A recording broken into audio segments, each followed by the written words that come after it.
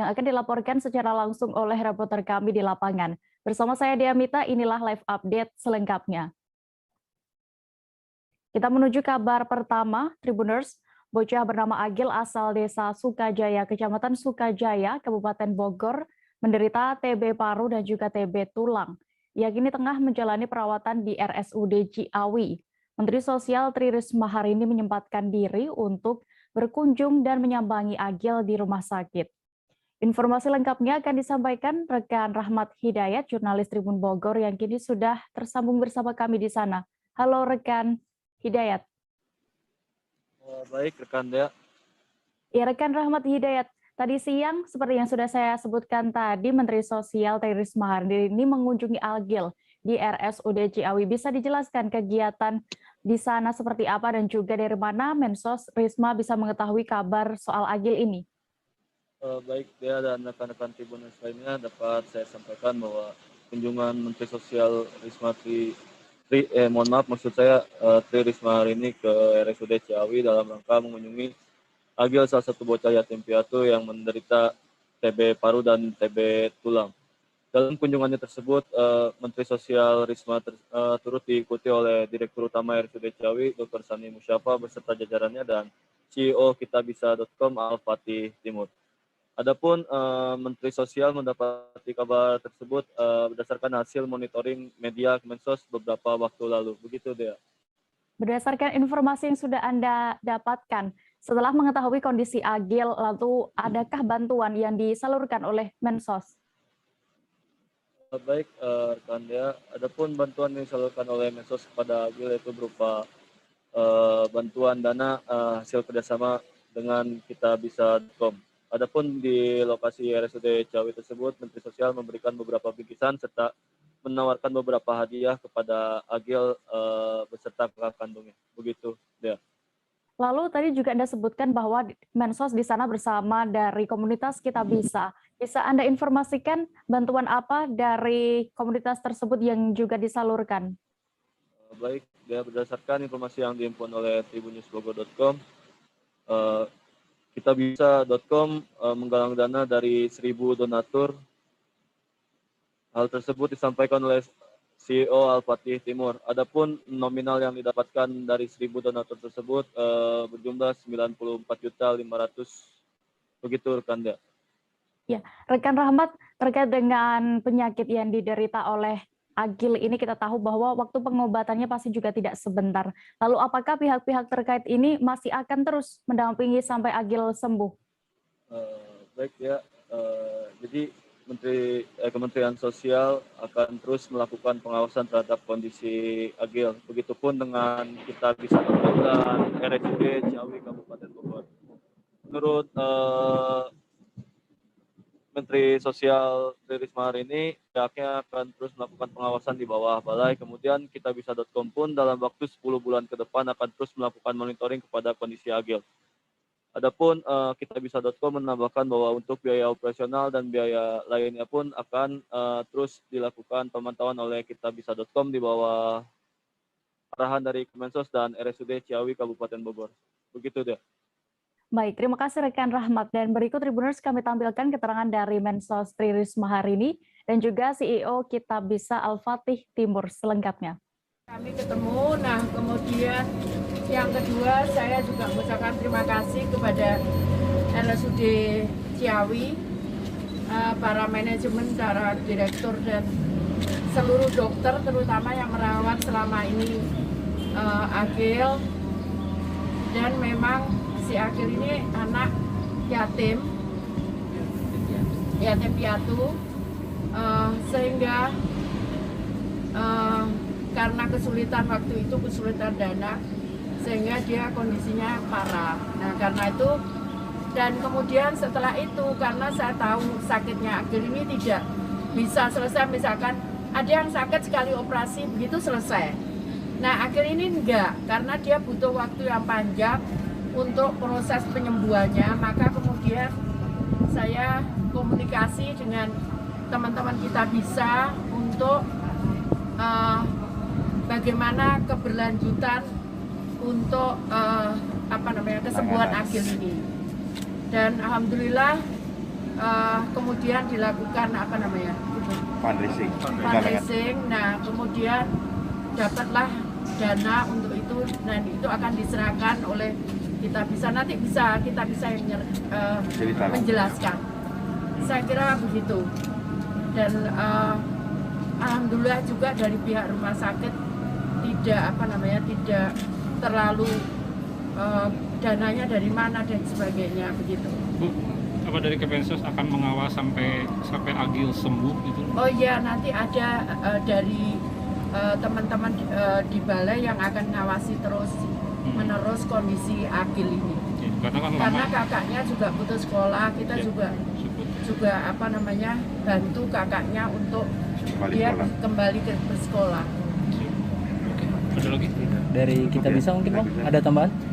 Bukan aja amanah dari donatur yang kemarin setelah kita masukin di website, ternyata banyak yang tergerak untuk membantu. Dan alhamdulillah tadi sudah diserahkan, dan mudah-mudahan sampai 10 bulan ke depan kita juga akan bantu pendampingan di bawah koordinasi dari Kemensos juga. Total dari fundraising itu sendiri berapa? Ada 97 juta yang tadi juga sudah diserahkan secara simbolis dari lebih dari 1.000 donatur. Itu terpisah buat biaya perobatan apa? Dalam 10 bulan itu ada bagian. Warga Pekanbaru dan sekitarnya yang hendak ke pusat perbelanjaan atau mal yang ada di Kota Pekanbaru disyaratkan sudah harus vaksin COVID-19. Guna mengeceknya, pihak mal akan melakukan screening terhadap pengunjung. Bagi warga yang belum divaksin, tidak akan diizinkan masuk. Namun pihak mal menyediakan posko vaksin bagi warga yang mau divaksin. Detail informasinya akan disampaikan oleh rekan Fernando Sikumbang, wartawan Tribun Pekanbaru yang kini sudah bergabung bersama kami. Halo rekan Fernando.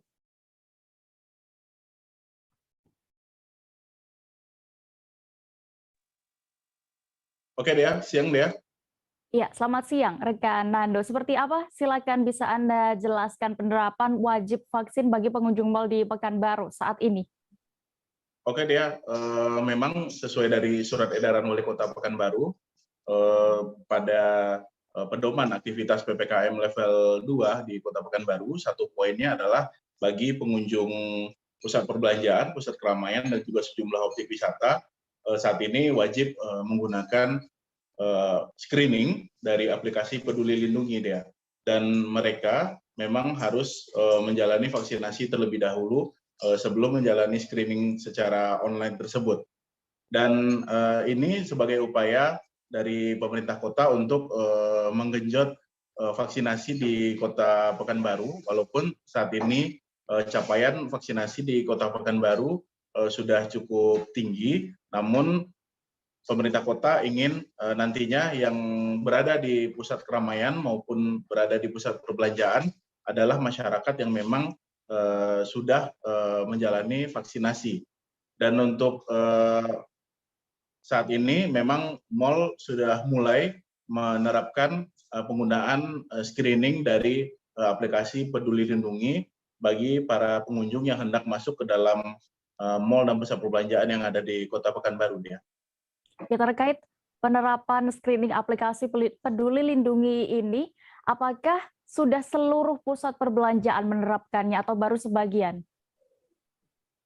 Oke Dea, dari pantauan tim Satgas penanganan COVID Kota Pekanbaru beberapa hari ini, tim sudah mendapati sebagian besar dari pengelola mal atau pusat perbelanjaan di Kota Pekanbaru mengaku sudah melakukan persiapan, dan sebagian sudah menerapkan dan memasang kode QR di aplikasi Lindungi di pintu masuk, ada akses dari mal atau pusat perbelanjaan yang ada di Kota Pekanbaru. Dan pihak Satgas menegaskan bahwa pihak Asosiasi Pusat Perbelanjaan yang ada di Riau sudah memastikan nantinya para pengelola pusat perbelanjaan mereka berkomitmen secara serentak menerapkan penggunaan screening aplikasi Peduli Lindungi ini pada 20 Desember besok Dea. Jadi pada tanggal 20 Desember besok para pengelola sudah menerapkan screening aplikasi Peduli Lindungi bagi pengunjung yang hendak masuk ke dalam areal mal atau pusat perbelanjaan. Untuk saat ini sebagian pusat perbelanjaan sudah melakukan persiapan dan juga sebagian pusat perbelanjaan sudah mulai menerapkan langsung kepada para pengunjung. Jadi para pengunjung yang hendak masuk harus dipastikan dulu sudah menjalani vaksinasi sebelum masuk ke dalam areal mal. Begitu dia. Lalu sampai kapan aturan ini akan berlaku dan bagaimana respon dari pihak manajemen mal serta pengunjung, Fernando? Oke Dea, dari informasi yang dihimpun Dea, memang untuk penerapan aplikasi Peduli Lindungi ini untuk memasuki pusat perbelanjaan atau mal mulai diberlakukan secara serentak pada 20 Desember nanti. Nanti rencananya untuk penerapannya bakal berlanjut hingga nanti Dea, tidak hanya sebatas pada selama PPKM level 2 ini saja. Karena tim Satgas ingin memastikan proses screening sudah dilakukan terhadap para pengunjung mal sehingga para pengunjung mal nantinya adalah masyarakat yang sudah menjalani vaksinasi dan buktinya juga sudah jelas melalui screening aplikasi Peduli Lindungi. Kemudian pihak manajemen sendiri cukup antusias dengan kebijakan ini, mereka sudah melakukan persiapan, sebagian lagi sudah mulai menerapkan kebijakan ini sejak 2 hari yang lalu. Dan memang pihak pusat perbelanjaan saat ini tengah menyempurnakan fasilitas pendukung dari screening aplikasi Peduli Lindungi ini. Mereka juga melakukan sosialisasi kepada para pengunjung agar nantinya para pengunjung tidak kaget atau tidak terkejut dengan adanya kebijakan ini. Karena kebijakan ini sendiri sudah disampaikan pemerintah lewat surat edaran.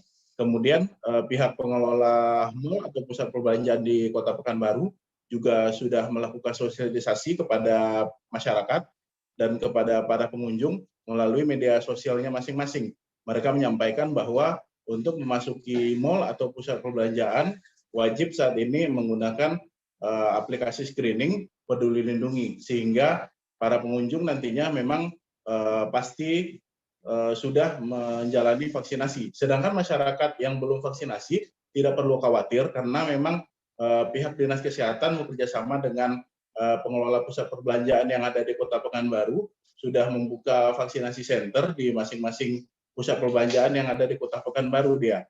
Jadi masyarakat yang belum menjalani vaksinasi nantinya bisa tetap masuk ke dalam area mal, namun mereka harus ke vaksinasi center dulu ya. Dan untuk saat ini yang tersedia untuk jenis vaksin yang di vaksinasi center yang ada di pusat perbelanjaan adalah vaksin jenis Pfizer dan juga vaksin jenis CoronaVac dan Sinovac. Begitu dia. Baik, dan Tribuners, rekan Fernando sudah berhasil mendapatkan keterangan dari Asisten 1 Sekretariat Daerah Kota Pekanbaru, Shofaizal, terkait kebijakan ini. Kami tampilkan selengkapnya. Baik, terima kasih tim Satgas di bawah arahan Pak Sekretaris Daerah selaku Sekretaris Satgas itu sudah meninjau 2 mal. Yang pertama tadi di Mall Livingwood dan sekarang kita berada di Mall SKA. Di Livingwood pada prinsipnya mereka siap untuk melaksanakan penggunaan aplikasi Peduli Lindungi. Ya, beliau sudah punya kesiapan, tapi mungkin masih menunggu aba-aba dari asosiasi. Tadi kami sudah sepakat seluruh tim Satgas bahwa kalau memang sudah siap, lanjut aja untuk segera melaksanakan mulai hari ini. Ya, nanti mungkin sambil sosialisasi itu nanti penerapannya secara umum, secara keseluruhan menyeluruh itu di hari Senin nanti dikoordinir oleh asosiasi. Kami tadi juga sudah koordinasi dengan asosiasi bahwa mereka secara serentak di Senin akan memulai. Nah, hari ini di sini di Mall SKA ternyata mereka sudah mulai juga melaksanakan pada hari ini. Hari ini Pak ya?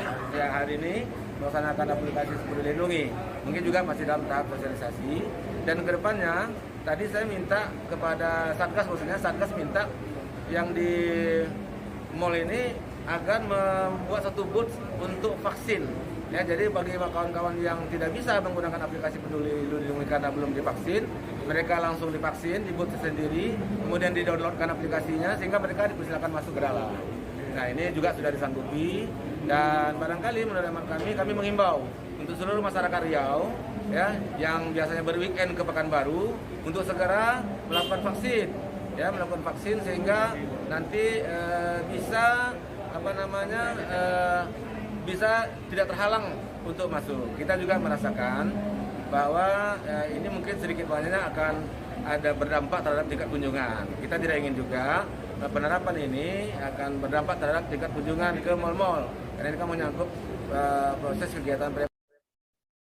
Gubernur Jawa Timur Kofifa Indar Parawansa meninjau langsung korban angin puting beliung di Desa Sidomulyo, Kecamatan Wono Asri, Kabupaten Madiun pada hari ini Jumat 17 Desember 2021. Begitu tiba di tempat yang pertama kali dikunjungi oleh Kofifa adalah dua warung yang sudah rata dengan tanah akibat diterjang angin puting beliung pada Rabu 15 Desember lalu. Mantan Mensos tersebut juga mendatangi satu persatu rumah yang sedang diperbaiki dan menyapa para korban. Untuk mengetahui lebih detailnya sudah bergabung bersama kami jurnalis dari Tribun Jatim, ada Sofyan Arif Chandra yang akan menyampaikan laporan lengkapnya. Halo rekan Arif. Halo Dea, selamat siang. Halo, selamat siang. Ya, selamat siang. Apa saja bantuan yang diserahkan oleh Kofifa? Silakan bisa Anda laporkan. Ya, Dea, dapat dilaporkan tadi Gubernur Jawa Timur Bu Kofifa Indar Parawansa mengunjungi langsung korban puting beliung yang ada di Kecamatan Wono Asri, Kabupaten Madiun. Sebelumnya Bapak PLH Sekda Prof Jatim memang sudah ke lokasi terlebih dahulu untuk meninjau dan melakukan asesmen bagaimana kerusakan dan apa-apa saja yang dibutuhkan oleh para korban puting beliung yang terjadi pada hari Rabu tanggal 15 Desember kemarin. Dan hari ini, berdasarkan hasil asesmen tersebut, Gubernur Jawa Timur beserta OPD mendatangi langsung korban-korban puting beliung yang ada di Desa Sidomulyo di Kecamatan Wono Asri yang memang menjadi tempat yang terdampak paling parah akibat bencana puting beliung tersebut. Di Desa Sidomulyo, Kofifa memberikan bantuan sembako kepada para warga dan juga kepada para pelaku usaha yang warungnya ini rata dengan tanah ya. Selain sembako, Bu Kofifa juga memberikan sejumlah uang yang diharapkan bisa menjadi modal awal untuk kembali berusaha. Selain itu tadi Bu Gubernur Kofifa juga sempat mendatangi salah satu rumah yang memang sudah tua dan diterjang puting beliung sehingga rumahnya porak-poranda dan gentingnya pun sudah tidak berada di tempatnya. Dan kalau tadi dilihat memang belum ada pengerjaan karena sebagian besar warga ini sibuk memperbaiki rumahnya sendiri dan tadi hanya beberapa relawan yang sempat memperbaikinya dan Gubernur Kofifa meminta untuk korban tersebut menginap dulu atau mengungsi dulu di rumah saudaranya. Dan tadi Bu Kofifa juga memberikan bantuan uang senilai 10 juta dan meminta Bupati Madiun Ahmad Dawami juga untuk memberikan bantuan kepada korban tersebut. Selain kepada personal, tadi Bu Kofifa juga memberikan atau menyalurkan langsung bantuan kepada pemerintah Kabupaten Madiun yang diharapkan bisa disalurkan ke korban senilai 1 miliar dan juga beras seberat 1 ton. Karena Bu Kofifa juga melihat kebanyakan kerusakan yang terjadi di atap, beliau juga mendatangkan bantuan berupa genteng-genteng serta esbes untuk memperbaiki rumah-rumah yang rusak. Ya, rekan Chandra, lalu adakah pesan Gubernur Kofifa kepada para korban terdampak angin puting beliung ini saat menyalurkan bantuan? Ya, kepada para korban, Bu Kofifa meminta jangan memaksakan diri dulu untuk tinggal di rumah jika memang rumah tersebut belum selesai diperbaiki. Bu Kofifa mengharapkan sabar sejenak agar rumah tersebut bisa diperbaiki dan jika memang sudah benar-benar kembali 100%, para warga ini dipersilahkan lagi untuk tinggal di rumahnya. Selain itu, Bu Kofifa juga berharap masyarakat ini tenang, tidak gusar karena pemerintah, baik itu pemerintah provinsi maupun pemerintah kabupaten hadir dalam menanggulangi bencana tersebut dan memastikan tidak ada warga yang kekurangan dalam permakanan sehari-hari maupun bantuan untuk memperbaiki rumah tersebut. Ya, lalu saat ini bisa Anda gambarkan kondisi terkini di Kecamatan Wono Asri Dan juga apakah bantuan selain dari Mensos, maksud kami dari gubernur ini ada pihak lain yang juga menyalurkan bantuan? Ya tadi dari pantauan kami, warga masih melakukan kerja bakti ya, karena memang kerusakan cukup parah.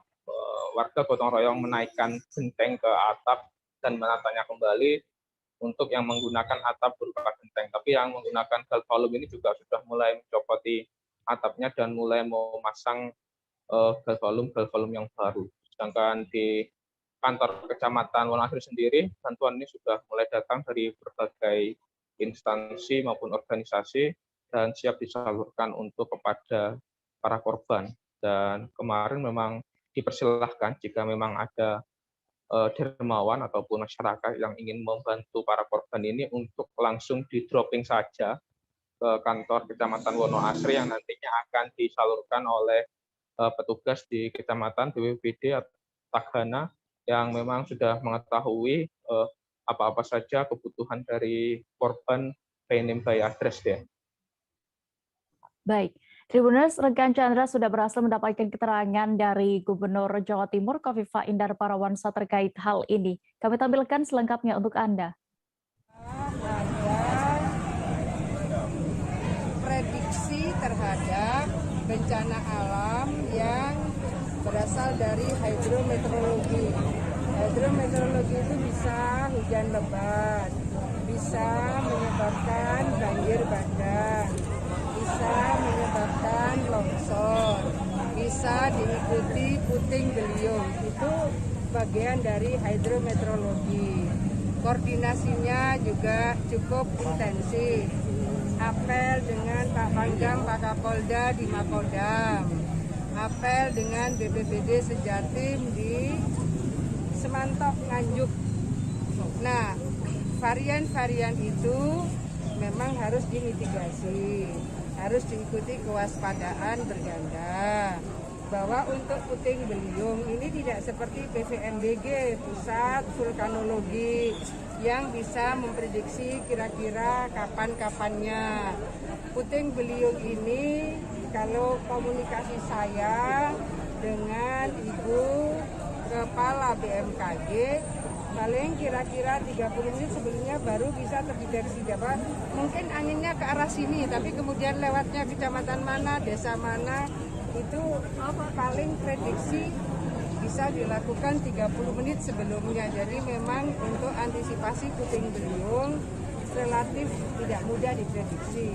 Meskipun arahnya itu terdeteksi, tetapi nanti arah anginnya kemana, yang terdampak itu kira-kira mana, itu yang relatif tidak mudah diprediksi.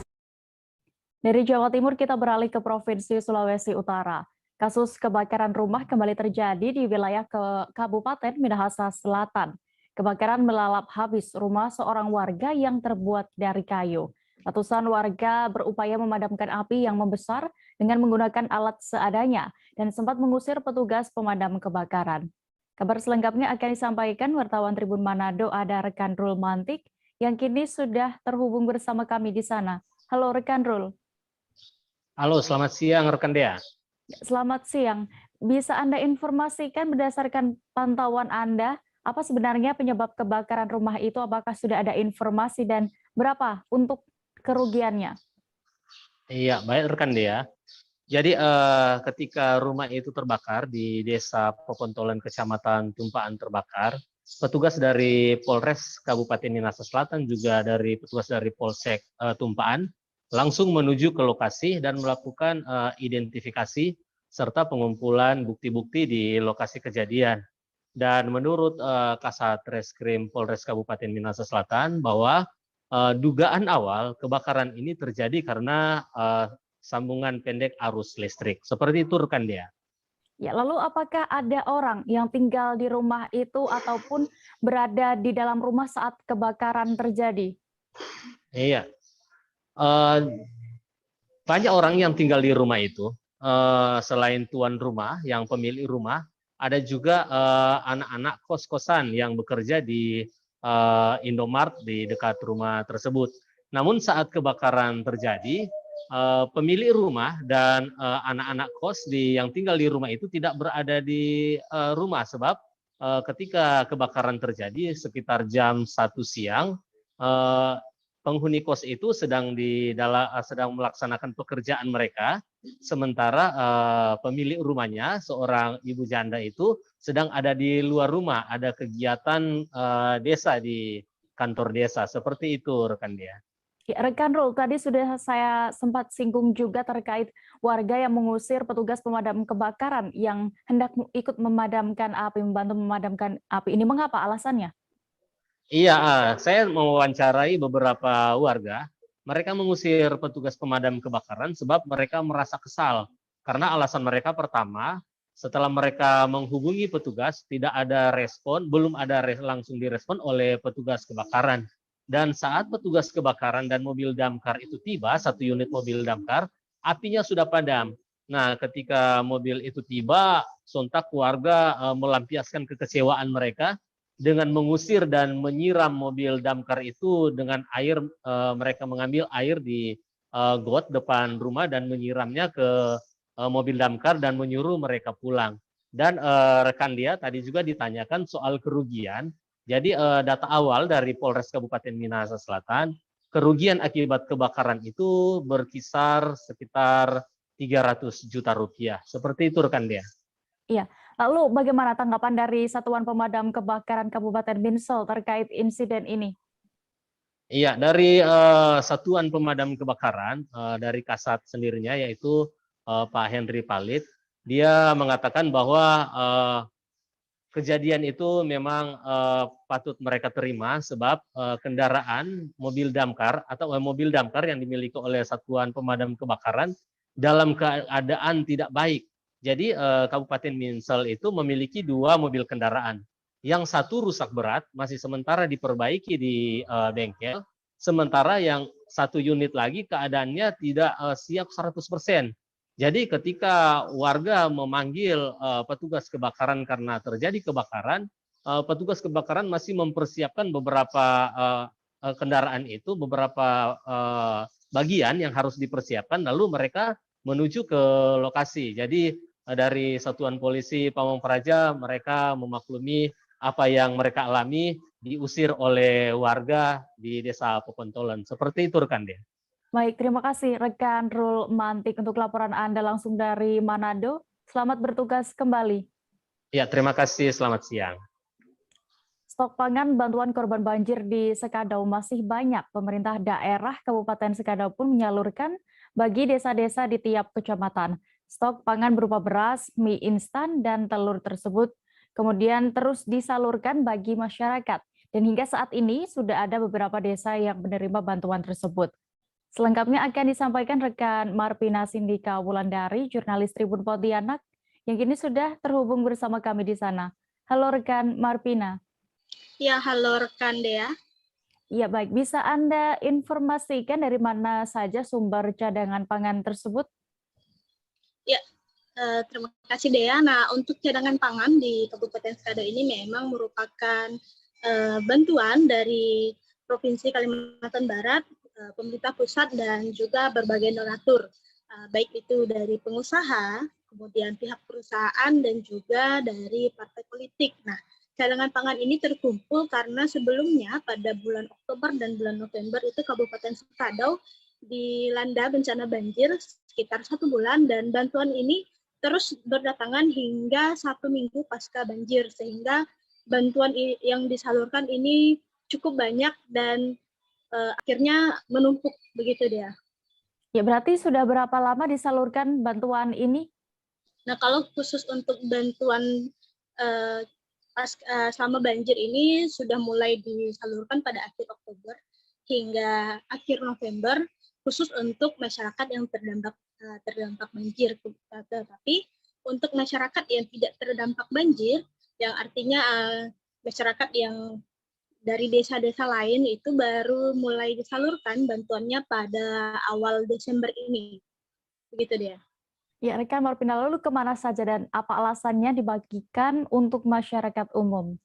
Nah, kalau untuk bantuan ini sendiri sudah dibagikan ke 3 desa, yaitu Desa Lembah Beringin, kemudian Batu Pahat, dan Desa Selalong. Itu masing-masing di Lembah Beringin 1.000 paket, kemudian di Batu Pahat itu ada 2.700 kg beras dan 200 dus mie instan, kemudian di Desa Selalong itu ada 2.000 kg beras dan 50 dus mie instan serta telur. Nah, alasannya dibagikan kepada masyarakat ini karena cadangan pangan ini sudah menumpuk sejak beberapa pekan terakhir dan beberapa jenis itu sudah mulai ada yang rusak. Nah, seperti halnya telur yang sekitar 15.000 butir ini beberapa sudah rusak, dan saat dibagikan pun baru terlihat bahwa ada juga telur-telur yang dibagikan ke masyarakat yang sudah membusuk.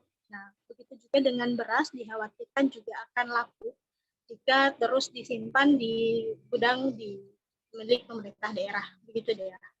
Baik, terkait stok pangan di sini yang disalurkan kepada masyarakat, rekan Marpina sudah berhasil mendapatkan keterangan dari Bupati Sekadau. Aron, berikut kami tampilkan selengkapnya. Menargetkan di sebelum Natal ini sudah kita bagi, karena kemarin juga Pak Gubernur telepon kalau memang masih membutuhkan bantuan di provinsi masih banyak stok. Karena kemarin juga kita bantu ke Lembah Beringin kurang lebih juga 1.000 paket ya, yang juga kita berikan bantuan di sana. Dan ini memang dari cadangan pangan pemerintah Kabupaten Sekadau sebagian, dan juga dari pemerintah provinsi Kalimantan Barat untuk masyarakat Kabupaten Sekadau. Memang kemarin hanya fokus kita bagi dulu di masyarakat kita yang terdampak banjir. Ya. Tapi hari ini karena banjirnya juga sudah tidak ada lagi, maka kita juga minta izin ke Mercari Provinsi kemarin untuk kita membagi semua jatah yang ada itu kepada masyarakat. Kita mengatakan itu kebijakan Pak Bupati lah. Makanya hari ini kita bagi semua karena saya khawatir juga takut busuk lah, akhirnya busuk juga kan. Kami jeda sejenak Tribuners dan akan kembali dengan informasi pilihan lainnya. Tetaplah di Live Update. Oke, apa kabar Bang Arif di sini untuk strateginya? Kalau saya sendiri di Jumip 37 ini yang semalam baru mulai, saya udah sebenarnya aku nggak ngerasa itu penangkapan atau penggerebegan atau apapun itu, karena juga posisinya kriteria. Jadi kita mengenal disebut dengan stroke yang tidak berdarah dengan stroke yang berdarah. Stroke yang tidak berdarah itu biasanya ditandai dengan adanya penyumbatan. Kalau itu terjadi di sini mungkin pikirnya tidak ke situ kali ya, tapi kalau di Korea atau di Kamboja itu ada beberapa paper yang saya itu mas, ya, dulunya tukang koran. Oh gitu ya, tukang koran. Ya, saya baca itu Pak. Tuh kan, pernah baca kan? Ya. Jadi kalau saya jadi pangdam itu udah bersyukur banget. Si anak ini dijadikan sebagai tersangka begitu. Ya, kalau ini kita bicara yang di luar kasus Sebongombo ya. Dengan nama hujan shower, di mana terdapat batas jelas antara daerah hujan dan tidak hujan yang biasanya terjadi pada fase awal mature stage atau tahap berbahaya itu Kang. Jadi mulai artinya terjadinya perlembekan. Nah itu untuk penetrasi akan sulit gitu ya. Dok, saya ini menurut saya memang tidak mudah, bukan urusan tanah diambil. Kalau misalnya Amerika Serikat sekarang, Rasulullah mengatakan dalam sebuah hadis bahwa berpuasa di 6 hari Syawal itu. Oke, apa kabar Bang Arif di sini untuk strateginya? Kalau saya sendiri di Jumip 37 ini yang semalam baru mulai, saya udah sebenarnya aku nggak ngerasa itu penangkapan atau penggerebegan atau apapun itu, karena juga posisinya kriteria. Jadi kita mengenal disebut dengan stroke yang tidak berdarah dengan stroke yang berdarah. Stroke yang tidak berdarah itu biasanya ditandai dengan adanya penyumbatan. Kalau itu terjadi di sini mungkin pikirnya tidak ke situ kali ya, tapi kalau di Korea atau di Kamboja itu ada beberapa paper yang saya itu mas, ya, dulunya tukang koran. Oh gitu ya, tukang koran. Ya, saya baca itu Pak. Tuh kan, pernah baca kan? Ya. Jadi kalau saya jadi pangdam itu udah bersyukur banget. Si anak ini dijadikan sebagai tersangka begitu. Ya, kalau ini kita bicara yang di luar kasus Sebongombo ya. Dengan nama hujan shower, di mana terdapat batas jelas antara daerah hujan dan tidak hujan yang biasanya terjadi pada fase awal mature stage atau tahap berbahaya itu Kang. Jadi mulai artinya terjadinya perlembekan. Nah itu untuk penetrasi akan sulit gitu ya. Dok, saya ini menurut saya memang tidak mudah, bukan urusan tanah diambil. Kalau misalnya Amerika Serikat sekarang, Rasulullah mengatakan dalam sebuah hadis bahwa berpuasa di 6 hari Syawal itu. Oke, apa kabar Bang Arifki di sini untuk strateginya? Kalau saya sendiri di Jumip 37 ini yang semalam baru mulai, Apa yang saya dirasakan udah Kak Fernita? Sebenarnya aku nggak ngerasain penangkapan atau penggerebegan atau apapun itu, karena gini loh, posisinya aku kriteria. Jadi kita mengenal disebut dengan stroke yang tidak berdarah dengan stroke yang berdarah. Stroke yang tidak berdarah itu biasanya ditandai dengan adanya penyumbatan. Kalau itu terjadi di sini mungkin pikirnya tidak ke situ kali ya, tapi kalau di Korea atau di Kamboja itu ada beberapa paper yang Saya itu Mas, dulunya tukang koran. Oh gitu ya. Tukang koran. Ya, saya baca itu Pak. Tuh kan, pernah baca kan? Ya. Jadi kalau saya jadi pangdam, itu udah bersyukur banget. Kak, si anak ini dijadikan sebagai tersangka begitu. Ya, kalau ini kita Terima kasih Anda masih menyaksikan live update Tribun News. Kita menuju ke informasi berikutnya dari Provinsi Lampung. Tidak ada kapok-kapoknya, seorang residivis kasus pencurian kendaraan bermotor di Kabupaten Pringsewu kembali ditangkap polisi. Residivis curanmor ini bernama Saiman alias Man Pincang yang berusia 47 tahun. Ia terpegok saat mencuri sepeda motor di Pasar Bekon, Yogyakarta Selatan, Kecamatan Gading Rejo Pringsewu. Informasi lengkapnya akan disampaikan oleh wartawan Tribun Lampung, ada Didik Budiawan yang kini sudah tersambung bersama kami di sana. Halo rekan Didik. Halo rekan Dea. Ya, bagaimana untuk kronologi penangkapan residivis curanmor saat kembali beraksi ini, bisa Anda informasikan? Silakan. Oke, terima kasih Dea. Pada hari Kamis 17 Desember 2021 kemarin, pagi sekitar pukul 7.00 WIB, warga Kecamatan Gading Rejo, Kabupaten Pringsewu dihebohkan dengan satu pelaku curanmor yang terpergok sedang berupaya mengambil sebuah sepeda motor Honda Beat warna putih yang dikendarai LU, bocah usia 12 tahun, warga setempat. Ketika itu sepeda motor ini diparkir di satu pasar Pekon, Yogyakarta, Kecamatan Gading Rejo, karena saat itu korban sedang belanja.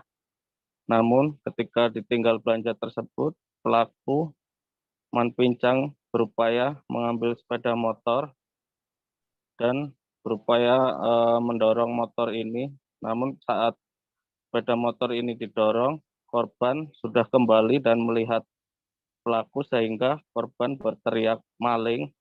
Kemudian didengar oleh warga yang ada di pasar tersebut, dan dengan teriakan itu pelaku berupaya kabur, namun warga berusaha mengejar dan akhirnya menangkap pelaku, dan pelaku ini sempat menjadi bulan-bulanan masa Dea. Beruntung saat itu ada petugas patroli yang melintas, sehingga petugas patroli dari Polsek Gading Rejo mengevakuasi pelaku dan membawa pelaku ini ke Polsek Gading Rejo. Itu deh. Ya, lalu seperti apa modus residivis curanmor ini saat beraksi? Residivis curanmor ini beraksi dengan menggunakan alat kunci T yang dipesan dari seorang temannya di Lampung Timur. Pelaku ini mencari sepeda motor yang terparkir. Pada saat itu sepeda motor yang terparkir di Pasar Pekon Yogyakarta Selatan. Kemudian pelaku dengan kunci T ini memaksa membongkar lubang kunci sepeda motor dan menghidupkannya dan berusaha membawanya kabur, tapi sebelum pelaku kabur kepergok oleh korban sendiri dan ditangkap oleh masyarakat yang ada di Pekon tersebut. Begitu deh. Ya, terkait insiden curanmor ini, rekan Didik, apakah pihak kepolisian memberikan imbauan untuk masyarakat? Ya, pihak kepolisian mengimbau kepada masyarakat supaya lebih waspada ketika memarkirkan sepeda motor. Jangan memarkirkan sepeda motor tersebut di tempat yang sepi atau tempat menyendiri dari motor-motor yang lain, sehingga dengan adanya parkir di tempat keramaian ini dapat terpantau oleh masyarakat lainnya. Kemudian pihak kepolisian juga mengharapkan supaya masyarakat mengantisipasi pencurian itu dengan menambah kunci atau kunci tambahan dengan gembok yang dipasang di cakram motor. Selain itu, pihak kepolisian juga mengingatkan supaya masyarakat tidak lupa mencabut kunci motor dari lubang kuncinya, karena seringkali terjadi peristiwa pencurian motor ini, korbannya lupa mencabut kunci sehingga memudahkan pelaku untuk mengambil motor tersebut. Begitu Dea. Baik, terkait kejadian ini Tribuners, rekan Didik sudah melakukan wawancara bersama Kanit Reskrim Polsek Gadingrejo, Ibda Tajudin. Berikut kami tampilkan selengkapnya. Betul, kami mendapat informasi dari masyarakat Yogyakarta bahwa di Pasar Yogyakarta telah terjadi curanmor. Namun anggota Piket Reskrim segera mendatangi TKP. Ternyata awal mulanya korban membawa motor diparkirkan untuk belanja di Pasar Jogja. Kemudian dia masuk ke dalam pasar dengan memarkirkan kendaraannya. Belum beberapa lama dia selesai belanja, kemudian mau naik motor. Ternyata motornya sedang didongkel-dongkel pelaku. Jadi korban menjeritkan ada curanmor, ada pelaku maling motor. Jadi masyarakat langsung menangkap dia sedang melakukan pencurian motor tersebut. Jadi motor tersebut sudah rusak kontaknya dan barang buktinya jelas yang diaku dan diakui oleh pelaku bahwa kunci T yang digunakannya yang dia dapat dari temannya orang Lampung Timur dengan dibelinya seharga 200.000 dan mengakui atas perbuatannya. Tersangka dapat dipersangkakan dengan pasal 363 KUHP dengan ancaman hukuman 5 tahun penjara. 6 warga negara asing asal Cina ditangkap pihak imigrasi Indonesia di Kampung Sewa, Distrik Wapoga, Kabupaten Waropen, Provinsi Papua. Mereka ditangkap pada Sabtu 20 November lalu lantaran tidak memiliki dokumen perjalanan dan diduga akan melakukan penambangan ilegal. Atas kejadian ini, Kementerian Hukum dan HAM Provinsi Papua pun melakukan penindakan terhadap 6 WNA asal Cina tersebut. Detail informasinya akan disampaikan oleh jurnalis Tribun Papua. Ada rekan Hendrik Rewapatara yang kini sudah bergabung bersama kami di sana. Halo rekan Hendrik. Halo, selamat sore rekan Dia dan juga Tribuners. Ya, rekan Hendrik, bisa Anda jelaskan sejauh mana untuk proses penyidikan dari ke-6 WNA tersebut? Oke, terima kasih rekan Dia. Dapat saya informasikan bahwa berdasarkan hasil pemeriksaan diketahui ada 3 orang yang memiliki paspor kebangsaan asal Cina dan ketiga orang lainnya tidak menunjukkan paspor. Oleh sebab itu sedang dalam pemeriksaan. Begitu rekan Dea. Adakah dari mereka yang tidak memiliki paspor? Itu tadi ada 3 orang ya berarti ya. Lalu bagaimana mereka bisa ke Papua sampai di sana? Oke rekan Dea, terima kasih. Dari konferensi pers bersama Kadif Imigrasi Kanwil Kemenkumham Provinsi Papua, ia menjelaskan bahwa dari 6 orang tersebut, 3 yang awal ada punya paspor, namun ketiga berikutnya tidak memiliki paspor dan saat ini masih dicari paspor mereka sedang berada di mana. Tapi hingga saat ini tidak bisa diinformasikan siapa yang memegang paspor mereka bertiga. Begitu rekan Dea. Tindakan apa saja rekan Hendrik yang dikenakan atas pelanggaran yang dilakukan oleh ke-6 WNA asal Cina tersebut?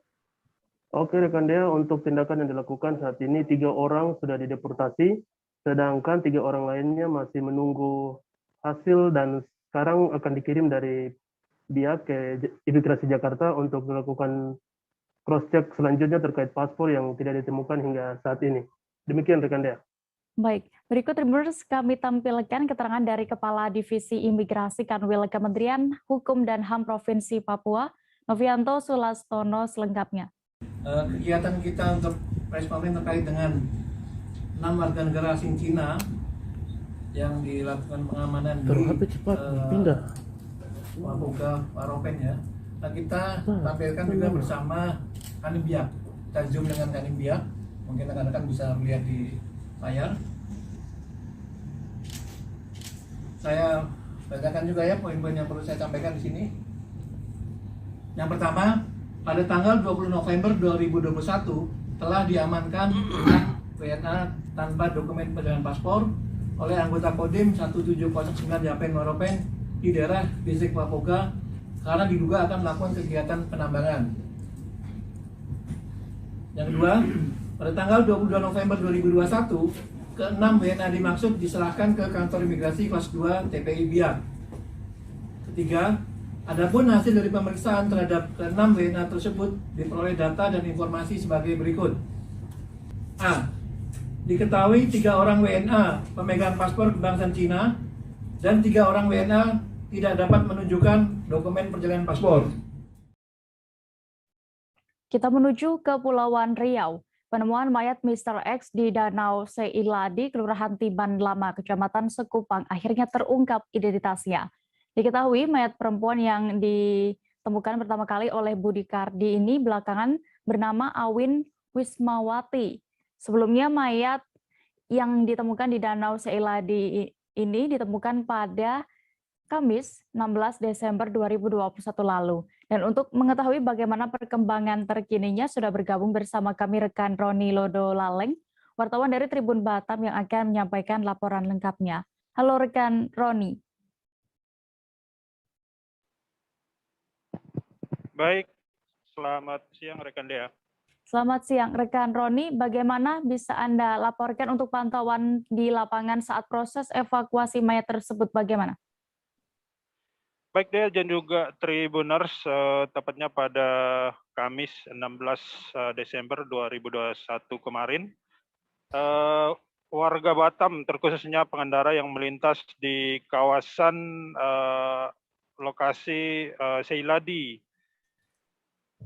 Kota Batam dikejutkan dengan penemuan sesosok mayat perempuan yang belakangan diketahui bernama Awin Wismawati.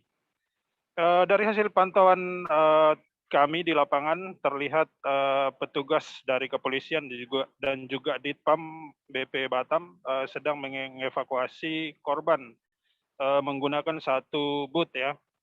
Hal ini dilakukan evakuasi melalui sungai karena titik penemuan mayat tersebut cukup sulit jika dievakuasi melalui jalan darat. Akibat kejadian ini, arus lalu lintas di kawasan tersebut macet total ya, karena pengendara yang melintas merasa penasaran, sehingga mereka mengurangi kecepatan untuk sekedar melihat proses evakuasi yang dilakukan oleh petugas. Begitu dia. Ya, lalu bisa Anda informasikan untuk lebih detailnya yang pertama kali menemukan sesosok mayat tersebut? Baik deh, mayat tersebut pertama kali ditemukan oleh seorang petugas ya, Ditpam yang bernama Budi Kardi. Saat dikonfirmasi Tribun Batam, Budi mengatakan bahwa awal mula ia melihat mayat tersebut saat sedang melaksanakan kegiatan patroli di bendungan Seiladi tersebut. Ia tidak sendirian, ia bersama 5 orang rekan lainnya, dan awal mula penemuan itu mereka sempat kaget dan langsung menghubungi Mako Ditpam BP Batam, dan selanjutnya diteruskan laporan tersebut ke Polsek kawasan Sekupang. Begitu dia. Lalu untuk saat ini jenazah sudah berada di mana, Roni? Baik dia, dari hasil konfirmasi kami terhadap Kapolsek Sekupang, yakni Kompol Yuda Suryawardana, ia menjelaskan bahwa sejauh ini jenazah daripada Awin masih berada di Rumah Sakit Bayangkara Polda Kepri dan belum siap dilakukan otopsi. Dan kabar selanjutnya akan diinformasikan kepada awak media ketika sudah selesai melakukan evakuasi. Demikian, Ya. Baik, terima kasih rekan Roni Lodolalek untuk informasi Anda dari Kota Batam. Selamat bertugas kembali. Pemerintah Kota Medan bersama Polrestabes Medan dan Badan Narkotika Nasional Sumatera Utara terus menggelar razia terhadap sopir angkutan umum. Hingga hari keempat, petugas gabungan mendapati sejumlah pelanggaran administratif. Wali Kota Medan, Bobi Nasution, yang sempat meninjau razia sopir angkot ini bahkan menyebut bahwa ada sejumlah sopir yang positif narkoba. Kabar selengkapnya akan disampaikan jurnalis dari Tribun Medan, ada Rehtin Ritonga yang kini sudah terhubung bersama kami di sana. Halo rekan Rehtin. Halo, selamat siang rekan Dea dan Tribuners. Baik, rekan Rehtin, bagaimana untuk perkembangan razia sopir angkutan umum di Medan? Bisa Anda laporkan, silakan.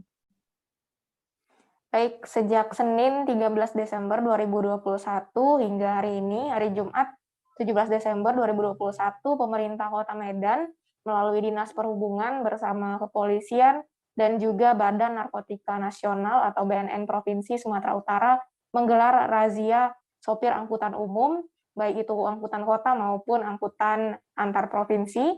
Dan razia ini digelar untuk memastikan sopir angkutan memenuhi administrasi maupun juga memenuhi standar yang telah ditetapkan, yaitu bebas dari penggunaan narkotika.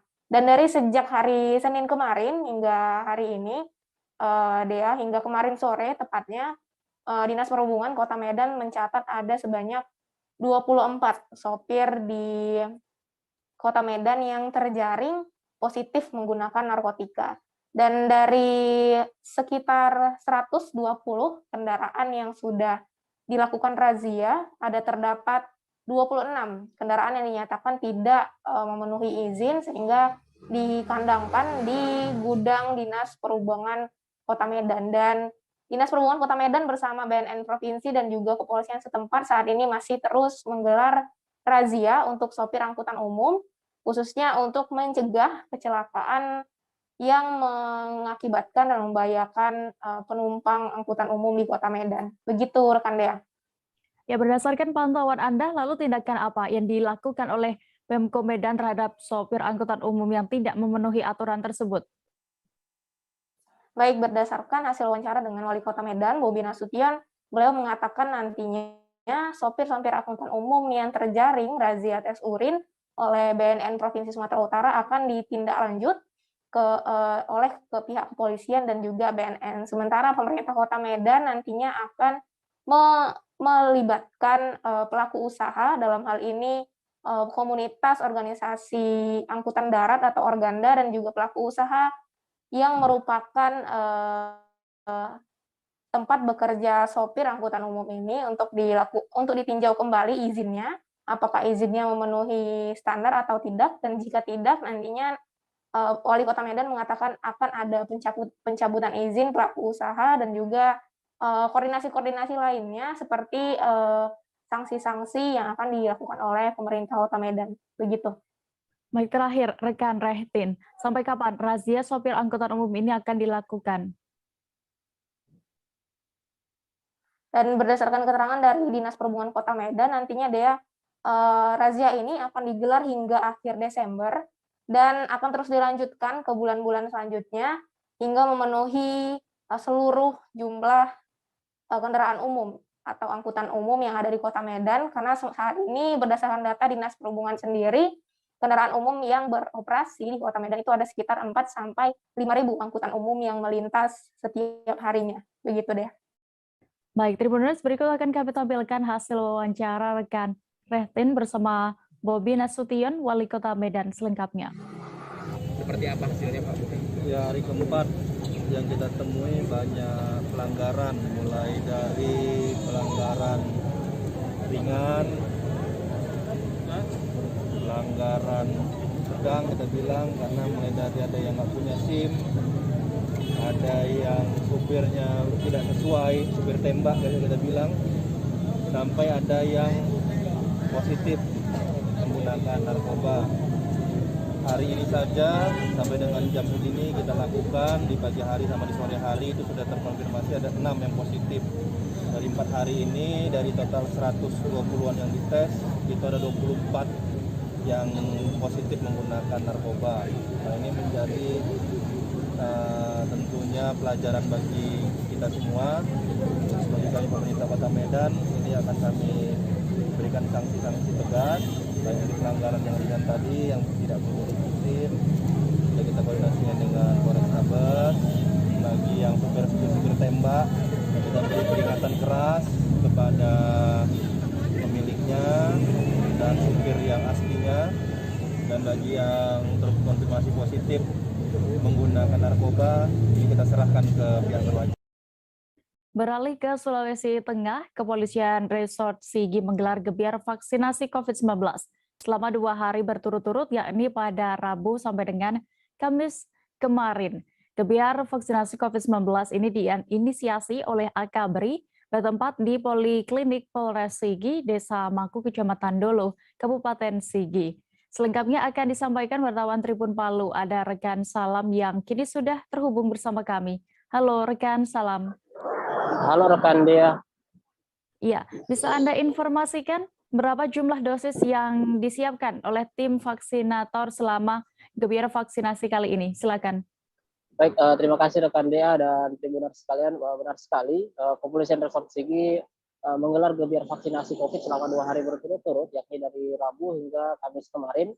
Dan juga untuk Kapolres Sigi sendiri, AKBP Reja Simanjuntak menjelaskan dalam sehari targetnya bakal menyediakan 3.000 dosis vaksinasi COVID. Menurutnya, dalam sehari bisa menghabiskan 2.500 dosis hingga sebanyak-banyaknya. Perwira Menengah Polri itu menjelaskan kegiatan vaksinasi kali ini dibantu dari Polda Sulteng, Puskesmas Dolo, Puskesmas Kaleke, dan Polres Sigi sendiri. Kemudian pantauan kami kemarin, masyarakat sudah berkumpul di Poliklinik Polres Sigi sejak pukul 8 pagi, dan sejumlah personel Polres Sigi pun menjaga dan mengarahkan masyarakat untuk divaksinasi COVID. Kemudian Kapolres Sigi AKBP Reja Simanjuntak mengungkapkan gebiar vaksinasi COVID kali ini merupakan dari Angkatan Akabri 2001, rekan Dea. Ya, dari informasi yang saya dapatkan bahwa dalam acara gebiar vaksinasi kali ini ada hadiah 4 sepeda motor. Lalu apakah ada hadiah lain selain sepeda motor tersebut? Baik rekan Dea, selain hadiah utama 4 unit sepeda motor, masyarakat juga usai divaksinasi akan langsung membawa pulang sembako berupa 3 kg beras atau bisa memilih gula pasir 1 kg. Kata Reja, nantinya gebiar vaksinasi ini akan terus dilaksanakan sampai di akhir tahun 2021. Hal itu untuk merangsang masyarakat Kabupaten Sigi khususnya supaya maksimal hadir di gerai-gerai vaksinasi.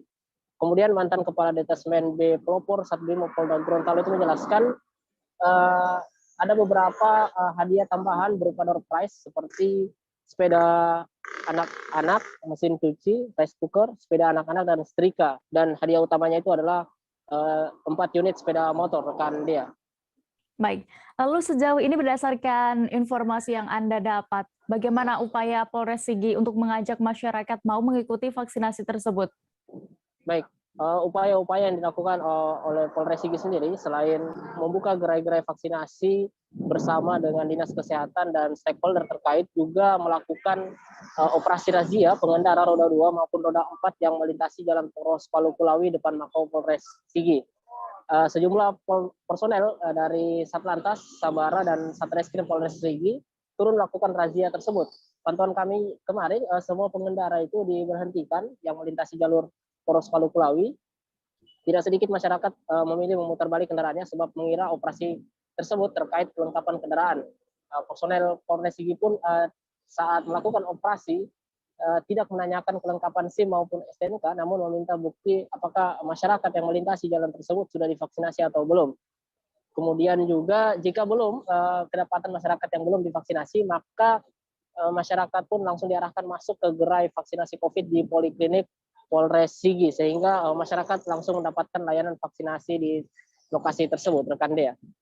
Baik, Tribuners, rekan Salam juga sudah melakukan wawancara bersama AKBP Reja Asimanjuntak selaku Kapolres Sigit terkait kegiatan vaksinasi AKBRI ini. Kami tampilkan selengkapnya. Untuk target kita per hari bisa di 3.000 dosis. Kemudian berapa hari rencananya gebiar vaksinasi ini? Kalau untuk gebiar vaksinasi akan kita laksanakan dadakan ya, dan sampai di akhir tahun Desember ini untuk bisa merangsang masyarakat kita supaya maksimal atau hadir beramai-ramai untuk melaksanakan vaksinasi. Baik. Kemudian apa yang membedakan dari kegiatan vaksinasi lainnya ini untuk di gebiar vaksinasi AKBRI ini? Untuk yang membedakan sebenarnya tidak terlalu banyak. Ya. Untuk di vaksinasi kegiatan yang biasa pun kita berikan sembako kepada warga masyarakat kita yang melaksanakan vaksinasi. Namun di momen-momen tertentu seperti hari ini, mulai dari kemarin, hari ini, dan mungkin nanti hari Sabtu juga, akan kita berikan tambahan selain sembako berupa door prize. Dalam hal ini beberapa door prize ya seperti kemarin sudah kita undi, termasuk hari ini juga, mulai dari door prize hiburan seperti setrika, kipas angin, magicom, kemudian mesin cuci, kulkas, dan lain-lain, ada sepeda juga. Namun untuk door prize utama kita siapkan 4 unit sepeda motor. Kemudian target vaksinasi sendiri di Kabupaten Sigi ini data terakhirnya berapa? Untuk vaksinasi di Kabupaten Sigi ini kita sudah di angka 52% sampai tanggal kemarin ya, mudah-mudahan hari ini juga bisa melonjak lagi sehingga kita harapkan di akhir tahun kita di Kabupaten Sigi ini sudah di angka 70%. Seorang pejabat sementara Kades di Manggarai Barat ditemukan meninggal dunia di dalam kamar hotel. Selengkapnya seusai jeda berikut, tetaplah di live update. Oke, apa kabar Bang Ariski di sini untuk strateginya? Kalau saya sendiri di Gimik 37 ini yang semalam baru mulai, saya udah sebenarnya aku nggak ngerasa itu penangkapan atau penggerebegan atau apapun itu. Karena gitu, posisinya aku kriteria. Jadi kita mengenal disebut dengan stroke yang tidak berdarah dengan stroke yang berdarah. Stroke yang tidak berdarah itu biasanya ditandai dengan adanya penyumbatan. Kalau itu terjadi di sini mungkin pikirnya tidak ke situ kali ya. Tapi kalau di Korea atau di Kamboja itu ada beberapa paper yang saya itu Mas, ya, dulunya tukang koran. Oh gitu ya. Tukang koran. Ya, saya baca itu Pak. Tuh kan pernah baca kan? Ya. Jadi kalau saya jadi pangdam itu udah bersyukur banget. Si anak ini dijadikan sebagai tersangka begitu. Ya, kalau ini kita bicara yang di luar kasus Sebongombo ya. Dengan nama hujan shower, di mana terdapat batas jelas antara daerah hujan dan tidak hujan yang biasanya terjadi pada fase awal mature stage atau tahap dewasa. Kembali di live update, kita menuju informasi berikutnya dari Aceh. Sejumlah anggota Satlantas Polres Biren melakukan bakti sosial dengan menambal badan jalan yang berlubang pada ruas jalan di kawasan Cotgapu, Biren.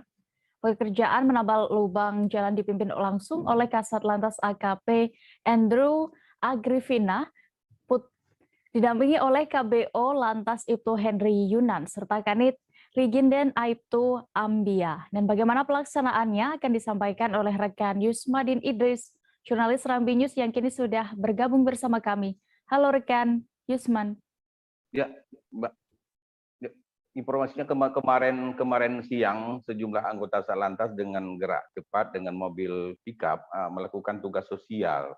Mereka mengangkut pasir, semen, dan serta air, kemudian melakukan penambalan pada sejumlah lubang jalan pada lintasan kawasan tertib lalu lintas, yaitu kawasan pada ruas jalan 2 jalur. Jadi pada ruas jalan 2 jalur terdapat sejumlah lubang yang membahayakan pengendara, apalagi waktu tertentu, sehingga mereka tergerak bakti sosial untuk menambal sejumlah lubang jalan yang sangat mengganggu dan tetap tidak nyamannya pada pengendara. Demikian. Baik, rekan Yusman, informasinya juga selain jalan berlubang, ini pada kawasan tertentu saat hujan juga terjadi genangan. Apakah benar? Ya, pada ruas jalan lintas sepanjang 2 km arah timur Kota Biren dan kemudian 2 km arah barat Kota Biren juga badan jalan ada sedikit rendah, kadang-kadang ketika hujan tergenang. Pada genangan tertentu sehingga sering memunculkan terjadi musibah kecelakaan lalu lintas. Bahkan pernah terjadi beberapa tahun lalu satu mobil hais angkutan umum itu terbalik gara-gara lihat pada genangan air sehingga mereka tidak menyadari dan terjadi kecelakaan lalu lintas. Dan genangan juga terjadi di depan SMA 2 dan beberapa tempat lainnya, dan warga mengharapkan itu kawasan-kawasan tersebut dilakukan perbaikan sehingga tidak terjadi genangan yang sangat mengganggu kelancaran lalu lintas. Ya. Terakhir rekan Yusman, bagaimana untuk tingkat kepadatan arus kendaraan di kawasan tersebut biasanya? Arus kepadatan lalu lintas biasanya terjadi pada jam 7.30 pagi itu pada arah barat Kota Biren 2 km arah barat Biren maupun arah timur. Arah timur lebih parah lagi ketika aktif belajar. Jadi kawasan Codgapo itu terdapat sejumlah sekolah mulai dari SMA sampai SD. Sehingga ketika kepadatan itu sangat padat, artinya anggota Satlantas, Dinas Perhubungan serta Satpam dari sekolah terpaksa ikut hadir mengatur lalu lintas, memberi ruang jalan kepada para siswa yang menyeberang jalan. Kepadatan itu sangat terasa pada jam 07.30 WIB sampai jam 9, kemudian pada jam 12 sampai jam 14 WIB. Itu setiap hari pada aktif sekolah. Ketika hari libur agak sedikit renggang dibandingkan dengan hari-hari lainnya. Demikian. Baik, terima kasih rekan jurnalis Rambi News Yusmadin Idris untuk laporan Anda dari Biren Aceh. Selamat bertugas kembali. Insiden berdarah yang terjadi di lahan tebu PG Jati 7 di perbatasan Kabupaten Indramayu Majalengka memasuki babak baru.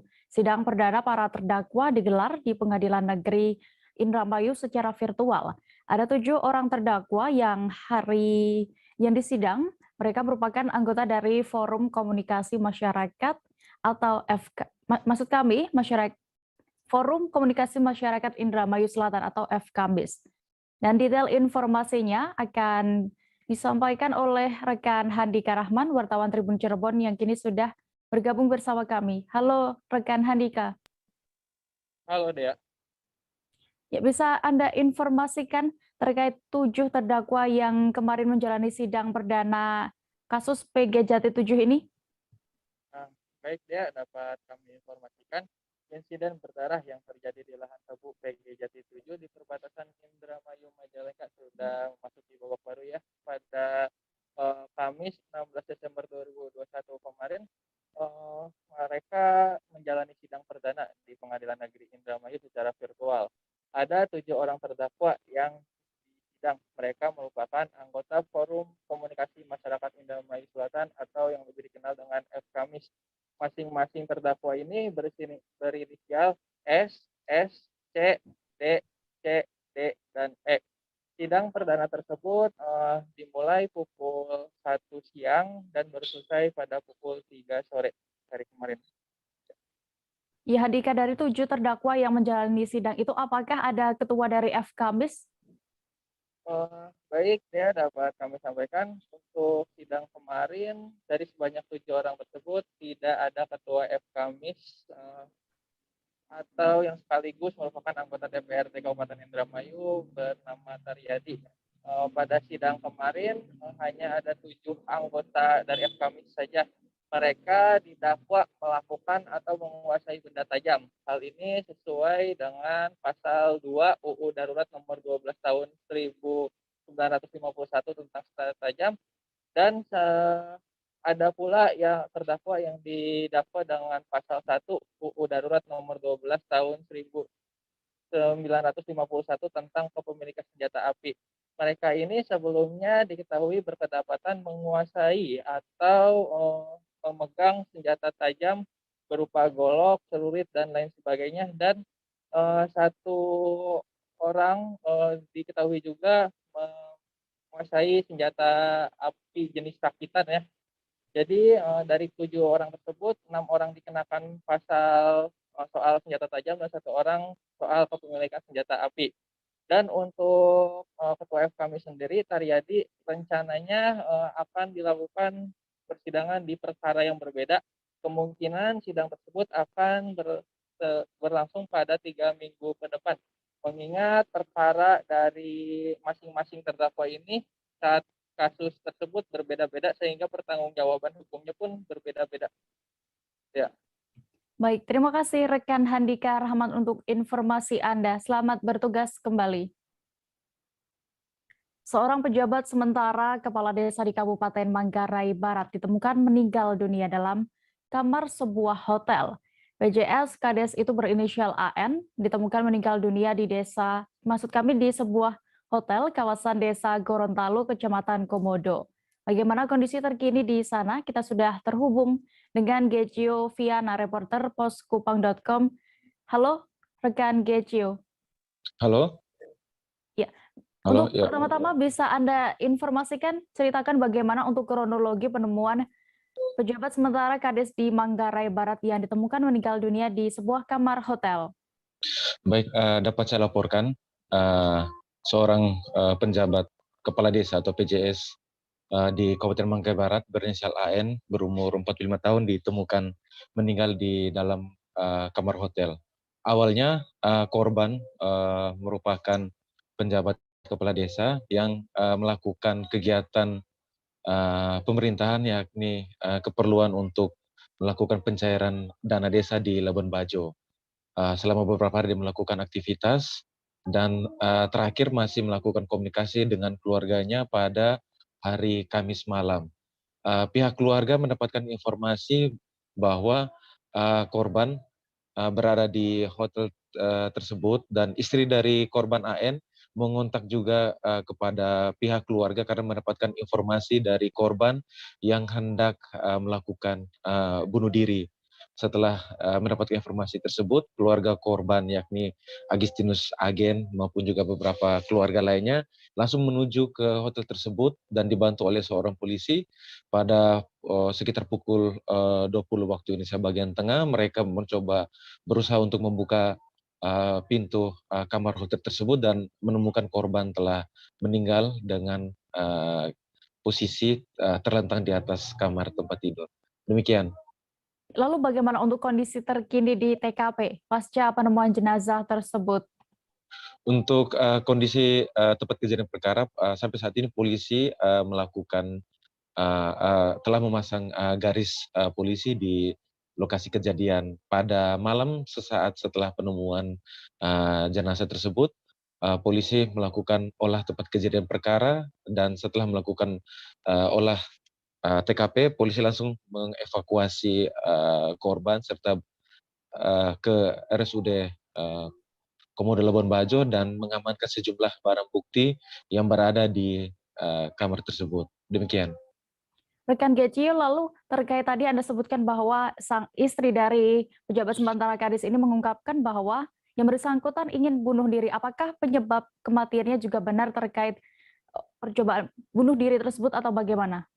Berdasarkan wawancara dengan Kasat Reskrim Polres Manggarai Barat, Ibtu Yoga Dharma Susanto mengatakan bahwa korban diduga kuat melakukan bunuh diri. Hal tersebut dikuatkan dengan ditemukannya sejumlah barang bukti, yakni bungkusan obat-obatan tanaman. Setelah itu sejumlah minuman lainnya yang diduga kuat dicampur oleh korban dan diminum atau dikonsumsi sehingga mengakibatkan korban meninggal.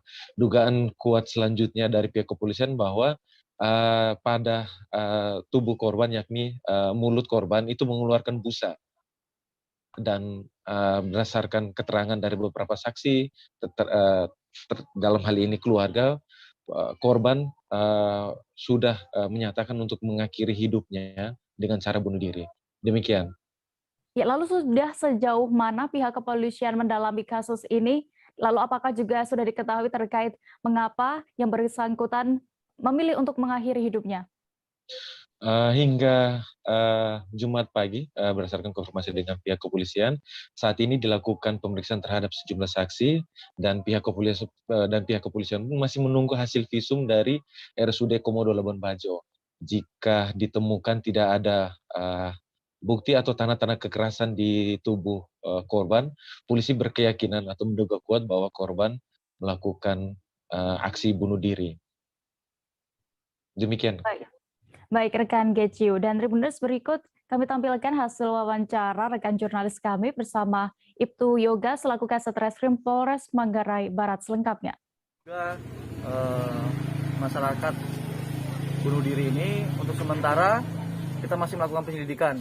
Dari tim Inavis identifikasi Polres Manggarai Barat sudah melakukan olah TKP dari dugaan awal bahwa yang bersangkutan ada tanda-tanda meninggal karena bunuh diri dengan meminum racun. Tetapi belum bisa dipastikan juga karena hari ini juga langsung almarhum dibawa ke RSUD untuk dilakukan visum luar untuk dicari apakah ada dugaan tanda kekerasan atau tidak di dalam sekujur tubuhnya, seperti itu. Apakah racun jenis apa? Ditemukan obat bungkusan obat hama atau apa itu? Ya, mulai. Apakah betul ditemukan bungkusan obat atau racun? Betul, ada jenis obat pupuk cabai kalau tidak salah, tanaman. Seperti itu. Oke, itu apakah sudah dibuka atau gimana? Sudah dibuka, sudah disobek. Dari hasil olah TKP itu sudah disobek dan sudah kita semua cek semua dari kamar mandi dan segala macam, tidak ada tanda-tanda yang mencurigakan selain bungkus yang obat tanaman tadi itu. Oke. Apakah dari mulut korban ini betul mengeluarkan busa, darah atau apa? Ya, informasi dari identifikasi tadi tim Inavis dari mulut mengeluarkan busa. Makanya ini masih dicek lagi ke RSUD untuk memastikan lagi kondisi fisik dari korban sendiri, apakah ada tanda kekerasan atau tidak. Kalau memang tidak, berarti bisa diduga kuat bahwa yang bersangkutan mengkonsumsi racun itu. Beralih ke Provinsi Banten, pemerintah Kabupaten Serang meluncurkan ratusan unit usaha mikro kecil dan menengah atau UMKM. Acara berlangsung di halaman tenis indoor Pendopo Bupati Serang dengan tema UMKM Bisa. Bupati Serang Ratu Tatu Casanah dan juga Kepala Dinas Koperasi Perindustrian dan Perdagangan Kabupaten Serang, Adang Rahmat, hadir di acara tersebut. Kabar selengkapnya akan disampaikan wartawan dari Tribun Banten, ada Desi Purnamasari yang kini sudah terhubung bersama kami di sana. Halo rekan Desi.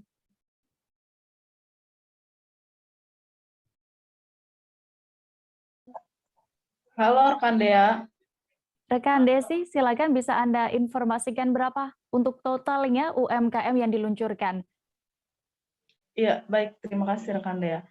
Sebelumnya pihak pemerintah Kabupaten Serang meluncurkan sebanyak 140 unit mikro, kecil, dan menengah atau UMKM. Acara tersebut berlangsung di tenis indoor Pendopo Bupati Serang pada Kamis 16 Desember 2001 dengan tema UMKM Bisa, yang merupakan akronim dari Bela, Beli, dan Sejahtera.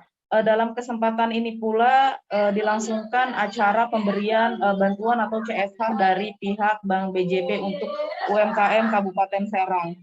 Dan di halaman Pendopo Bupati Serang tersebut juga nampak stand-stand UMKM yang turut menyajikan sejumlah produk mulai dari kuliner, kerajinan, serta mesin pencetak bakso yang langsung dibuat oleh warga Kabupaten Serang sendiri. Begitu Dea. Rekan Desi, dari pantauan Anda bagaimana saat itu gaya dari Bupati Serang yang ikut hadir di sana berkeliling, melihat UMKM dan juga meracik kopi lokal?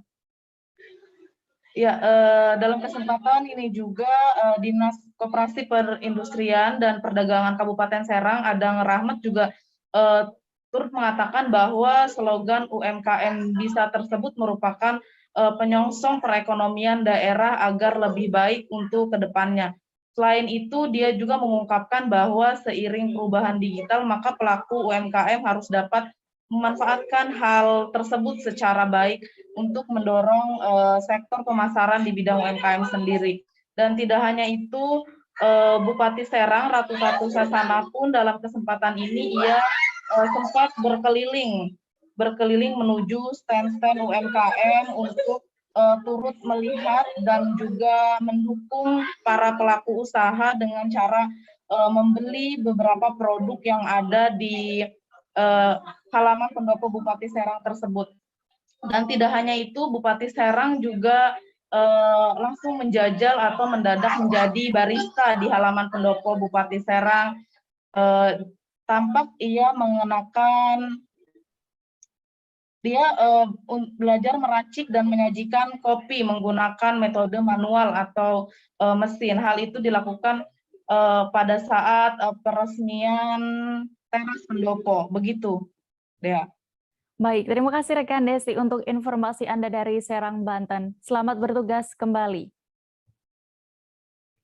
Meski vaksinasi dosis pertama telah mencapai 72,1%, pemerintah Kabupaten Tanah Tidung terus gencar melaksanakan vaksinasi COVID-19. Kabupaten Tanah Tidung bekerja sama dengan Binda Kaltara melaksanakan vaksinasi di Kecamatan Sesayap.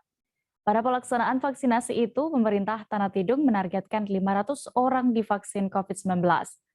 Selengkapnya akan disampaikan rekan Risnawati, jurnalis Tribun Kaltara yang kini sudah bergabung bersama kami. Halo rekan Risna. Halo rekan Dea. Ya, rekan Risna, terkait vaksinasi ini, untuk ketersediaan vaksin di Kabupaten Tanah Tidung sendiri saat ini bagaimana? Ya, untuk ketersediaan vaksin COVID-19 di Kabupaten Tanah Tidung saat ini berjumlah 4.280 dosis ya. Adapun masyarakat yang sudah divaksin dosis 1 sebanyak 13.969 orang, sementara yang sudah mendapat dosis lengkap sebanyak 9.244 ya. Dengan begitu Dea, Pemkab Tanah Tidung masih kurang dan membutuhkan vaksin COVID-19 sekitar 5.847 dosis, sehingga sasaran 19.371 masyarakat Tanah Tidung yang harus divaksin dapat segera dituntaskan ya. Seperti itu. Untuk perkembangan kasus COVID-19 di Tanah Tidung bagaimana? Ya, untuk perkembangan kasus COVID di Kabupaten Tanah Tidung sendiri ya, hingga saat ini telah melandai, kemudian juga hingga hari ini pun tidak ada pasien positif COVID-19 di Tanah Tidung yang sedang menjalani perawatan maupun isolasi mandiri. Ini terhitung sejak 19 Desember hingga hari ini Dea, Tanah Tidung sudah zero kasus dan juga sudah menerapkan PPKM level 1 seperti itu Dea. Ya, Risna, lalu sejauh ini upaya Pemkab Tanah Tidung mencegah COVID-19 varian baru, terlebih saat ini sudah ada lagi varian Omikron yang terdeteksi di Indonesia kabarnya. Bagaimana? Iya deh, untuk upaya dari Pemkab Tanah Tidung untuk mencegah adanya varian baru yang saat ini sudah masuk di Indonesia deh, dari pemerintah Kabupaten Tanah Tidung tetap menekankan kepada masyarakat Tanah Tidung untuk tetap mentaati protokol kesehatan untuk menekan penerapan protokol kesehatan. Kemudian juga selain memperketat protokol kesehatan, Pemkab Tanah Tidung juga terus melaksanakan vaksinasi COVID-19 di Kabupaten Tanah Tidung. Bahkan dari pemerintah Kabupaten Tanah Tidung juga membagi-bagikan door prize maupun souvenir kepada masyarakat Tanah Tidung. Hal ini untuk menarik minat dari masyarakat Tanah Tidung untuk melaksanakan vaksinasi COVID-19 seperti itu deh. Baik, terima kasih rekan Risnawati untuk informasi Anda dari Kabupaten Tanah Tidung, Kaltara. Selamat bertugas kembali. Tribuners, informasi tadi sekaligus menutup perjumpaan kita dalam live update siang ini. Antara masih di tengah pandemi, kami kembali mengingatkan Anda untuk selalu menerapkan protokol kesehatan dimanapun berada. Dan jangan lupa juga untuk saksikan live update Tribun News selanjutnya pukul 4 sore di seluruh kanal YouTube Tribun Network. Saya Diamita beserta kru yang bertugas pamit. Terima kasih dan sampai jumpa. Jangan lupa like, subscribe, dan share ya.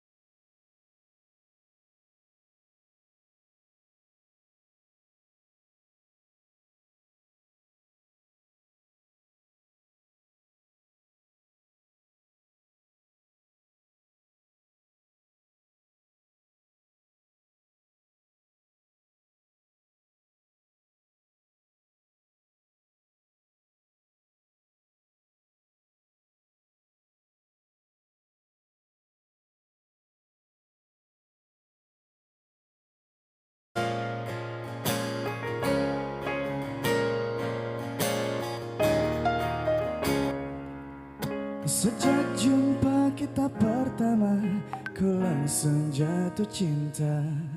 Walau ku tahu kau ada pemiliknya, tapi ku tak dapat membohongi hati nurani.